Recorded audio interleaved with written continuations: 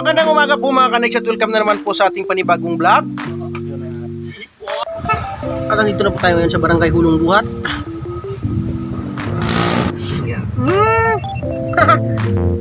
First time ko nakita to ah. Wala sa Iloilo to eh. Kasi tayo naman pag natin natin Oo, dito. Pag nakabing ka, babayad ka, ay kilo pa.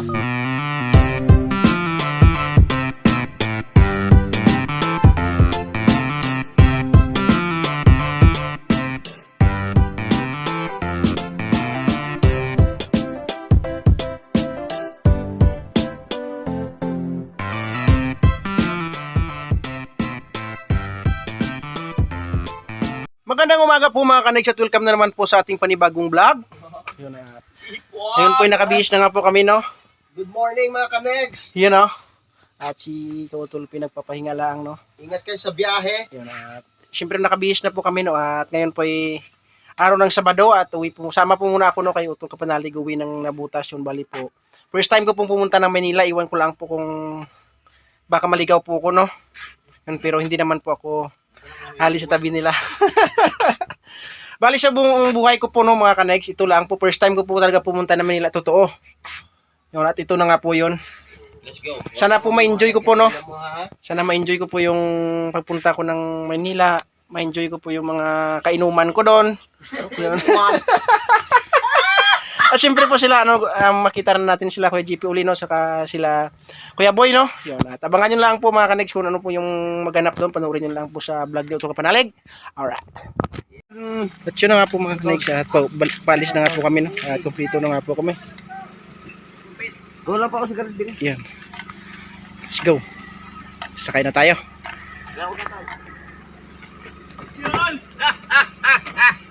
Ay, Jumpet! Sino nga po mga kanay sa dito po pala kami sa ano, no? Cavite Palaang at medyo malayo-layo pa po yung aming biyahe habang yung aming makasama na ay mga tulog.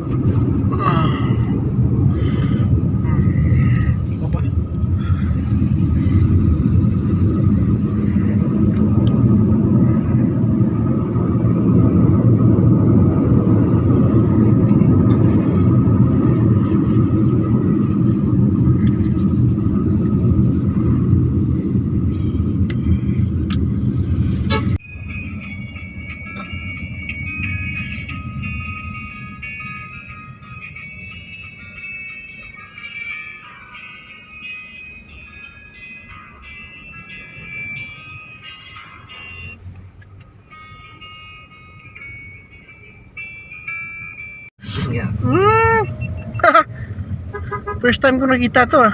Wala sa Iloilo to eh. Oh, tingnan nyo oh. Ang lakas. Wow. Oh. Puso siguro to sa baba. Ilog. Ang ganda. Viral tayo, naligo siguro tayo. Siguro ngayon sa kulungan na tayo, no? Oo. Diyan. Maligo dyan, Dad. Tamang-tama yan.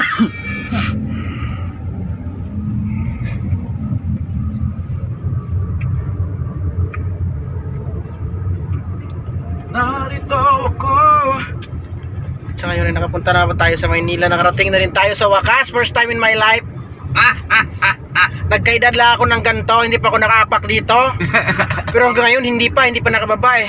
Nasasakyan ka pa eh. Sakyan pa. Mamaya pa ako makakaapak. Baka dala nga kahit isang ano. Yung kahit yung semento lang na kaunti. Yung isang ano lang. Para may pamamalaki tayo na nakapunta tayo ng Maynila, di ba? Tama. Right. Oh. Hindi, magpapicture ka na lang. Picture ka. Wala pala yung ano. Oh my God. Sabi mo, taas ng building, oh. Ang taas! Wow, building! First time ko lang talaga makita itong mga kanex. Tingnan nyo. Taas, oh. Daming building. Dami. Wow! That's a beautiful day!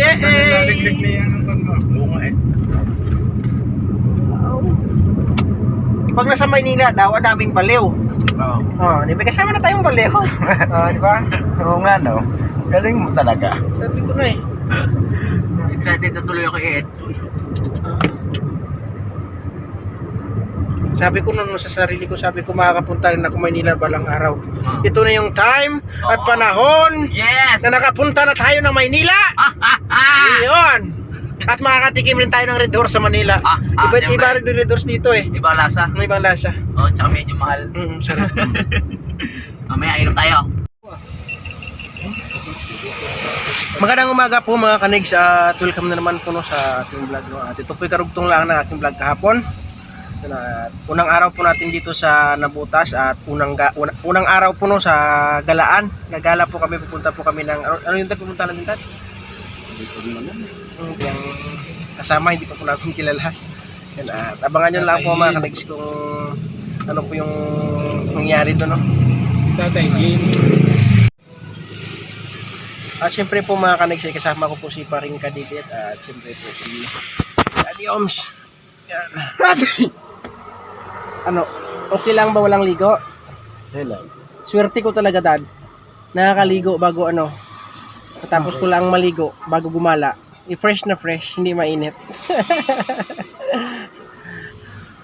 At bali naiwan nga po no, si Uto Kapanalig dun sa kanyang bahay dahil po magpapaderma po sila no, kasama po si Ate Dang dahil po yung kanyang mga ano tayo yung mga puti-puti sa balat yun, at papaderma pa siguro mamaya pa sila makakauwi, kaya sama po na kami sa kanila para makagala po.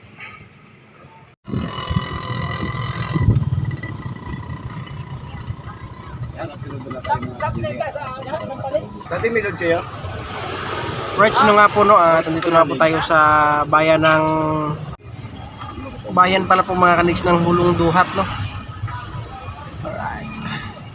Yun po sa vlog lang ni Uto Kapanalig natin napapanood, pero ngayon papanood na natin. Ayan sila, Dad.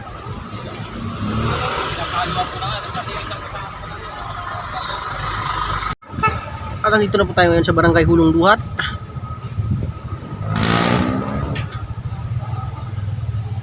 Nga po no, sa Sinawa na. Pambaha talaga. yung taas, Dad no. Pambaha yun. Tingnan nyo po mga kaniks yung dito, yung mamasada na ano, tingnan nyo. Ano tawag din, Dad, na ano? Padjak. Ipadjak no? Padjak yun. Ipadjak, tingnan nyo, ang taas. Padjak yun. Yan ang miski malubog. Oo.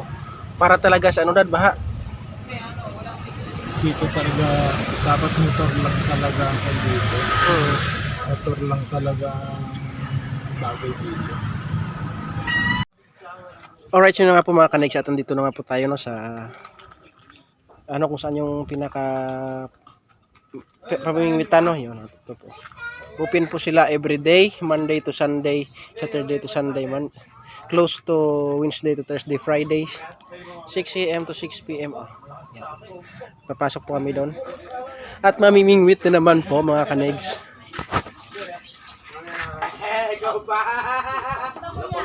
So nga po mga kanigs, at ito po yung pinaka mamimingwitan dito no.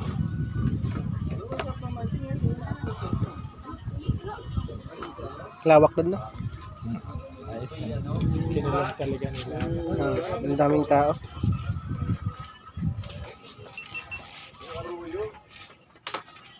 Sayangin. At yun, at susunod na nga po tayo ng kinadadihil no. At ando na nga po sila sa kubo.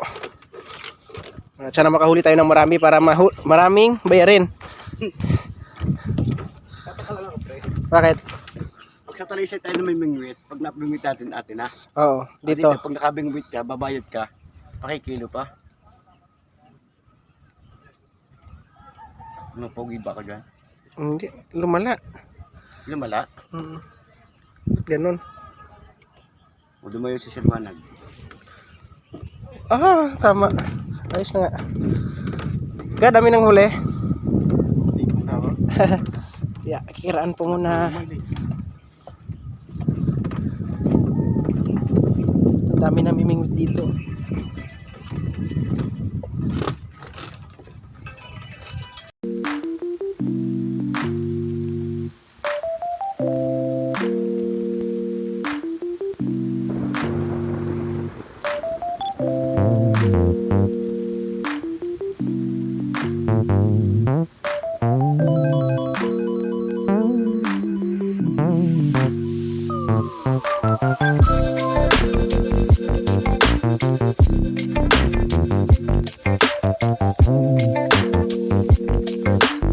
So ngayon po mga kanex ay ako po yung mababantay dito sa isang bingwit, no. Paswerte to, paswerte. Mahirap yung gusto ko yung wala ka lang huli. Oo. Kailangan mabusog. Pero sa palagay ko pre, makakahuli ako pre. Tingnan mo. At parang tagalag na lang tayo. Kaya nga makahuli ka. Oo. Pag hindi baliyan na to, ano to eh. Wala na pa maalas na tagalag. Ang ganda po ng bingwit dito, tingnan nyo. Kaya di. Hindi po tayo marunong mag-sit up. Hindi na yata nagpaano. Si Tahil na lang po yung nag-sit up ng bingwit. Tayo na lang po yung tagabantay, tagalagay ng pain. Yun. Pero nung nga daw kami. At abangan nyo pamaya mga kanex, so meron po tayong mahuli. Dako bula talaga. Gano'n. Dako. Wala talaga mahuli pa rin. Parang Palibasa na bataan kasi bulate pain. Parang- Parang titilapay kaya kinain. Kasi parang di tayo abutin ng hapon nito pag ganito. busi pain. Kaya pala nakatalikod, may nginunguya. Patingin nga.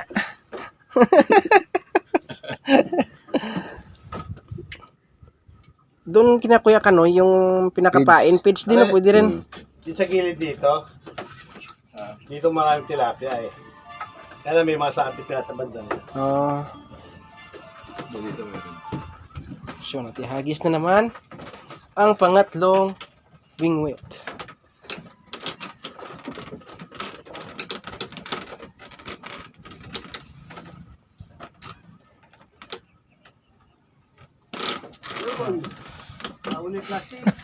Eto na. Galing talaga dati. Sipag, Plastic. nagidet. Hindi update ko lang kasi alam mo bakit nawawala kasi yung kaya hindi update.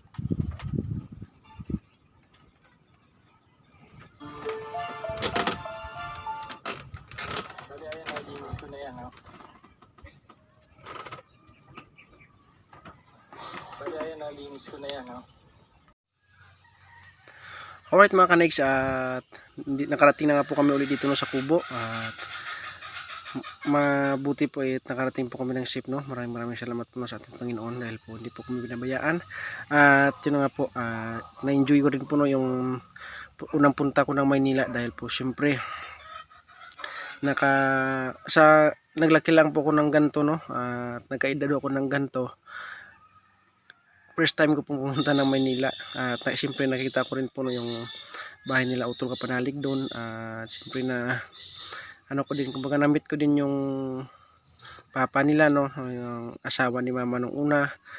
Siyempre pinakilala po ko ni Utol Kapanalig. At siyempre doon sa tatay ni Kuya JP na din nakilala ko din yun. At siyempre kilala din at sila Kuya Jumong, no, nakita ko rin doon. Thank you. At maganda talaga po yung namin doon. Ang saya ang aming adventure, no.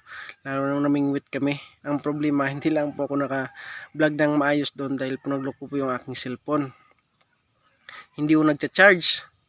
Kaya sabi ko sayang, unang punta ko lang naman ng Manila, nagloko po yung cellphone ko. Pero at least okay na sa wakas at nakapunta rin ng Manila. Ayun. Iba talaga yung buhay sa Maynila mga kanex dahil siyempre kanya-kanyang diskarte talaga para mabuhay, no. Meron tayong nakita doon na bibinta lang ng mga mani o di kay ng lakal para lang pambili siguro ng pagkain. Yun, sa ngayon po papahinga lang po kami ng Utol Kapanalig at maya po tirada na naman po sa pagbablog, no, dahil po siyempre challenge na kailangan po namin maghapit. At si paring Kanidet ay umuwi po muna sa kanila. Siguro nagpahinga yun dahil pagod, no. Kapapagod pala mga kanis bumiyahe pag yung kalayo. At ngayon po ay birthday ni Harvey, yung anak niya ni Kautol. Hindi na kami dumaan dahil sobrang layo na, no. Siguro baka bukas pa yun babalik dito sa Kalaka. Hintayin na lang po natin, no. At abangan nyo lang po, no, yung mga pangyayari sa vlog ng Utol Kapanalig, no, kung ano naman po yung pwede namin gawin dito sa Kapanalig. Yun, maraming salamat po sa inyong suporta, no, sa nagpapanood po na yung vlog dito sa Kapanalig, no. Yun, siyempre po sa mga silent viewers natin dyan, maraming salamat po. Yun mga kanags, at sa ngayong araw sana no may trabaho sana sa bahay ni Utol Kapanalig. Problema hindi po nakapasok sila Tatay Cesar no, si Paring Samboy at sila Kuya Tere. Yan, at baka bukas na lang po. Dahil po siyempre yung semento po madami pa rin sa taas kina Tatay Roping. Matigas na po. Tingnan ko po kanina matigas na. Kaya dapat na talagang ituloy yung bahay ni Utol Kapanalig para hindi masayang po yung ating semento doon. Bali yung ibaw pinahiram ng ano para tawag doon, para kumbaga hindi na titigas. Yun. So bukas po abangan nyo na lang yung pangyayari dito sa bahay ni Utol Kapanalig dahil po bukas mag-i-start na po uli yung trabaho. Yun. At abangan nyo na lang po no, kung ano po yung magawa namin dito sa bahay ni Utol Kapanalig bukas. Right. Right mga kanags, bago ko po tatapusin ito aking vlog at gusto ko lang po magpasalamat no sa lahat ng walang sawang sumusuporta no sa Team Kapanalig, kay Sir Robert Enriquez, kay Mario Di Maranan, kay Sir Lagalag 44, siyempre po kay Mamumpa. Yan, maraming salamat po no. Yun, sa ngayon po pagpasensyahan nyo po muna yung ating vlog dahil po siyempre challenge po nila Utol no, Utol Kapanalig, Idol Keeper at saka si Idol Japper, kaya po full support po kami kay Utol Kapanalig. Kaya po yung mga vlog namin ngayon pagpasensyahan nyo lang dahil po mga behind the scene lang po ito no. At hayaan nyo po no, at babawi po tayo pag tapos na po yung challenge at nag-focus na po tayo sa pagbablog at butihan na natin sa pag-vlog mga kanigs para po siyempre matuwa rin kayo sa pagpanood ng aming mga vlog no. Yun. Sa ngayon po wala po talaga tayong magawang magandang vlog at di po tayo makapagtrabaho ng maayos. Siyempre po si Utol Kapanalig po muna yung priority dito dahil siyempre po kailangan po nila ito no, para makapasa po sila sa $10,000 challenge. Yun. Sana maintindihan nyo nga po mga kanags. At yun, hanggang na lang po ito ating vlog at maraming salamat po no, sa inyong lahat. At sana po hindi ko po yung magsawa na panood ng aming vlog sa Team Kapanalig. At kung saan mo kayo sulok ng mundo, lagi po kayo mag-ingat. God bless you all and I love you all. Bye bye.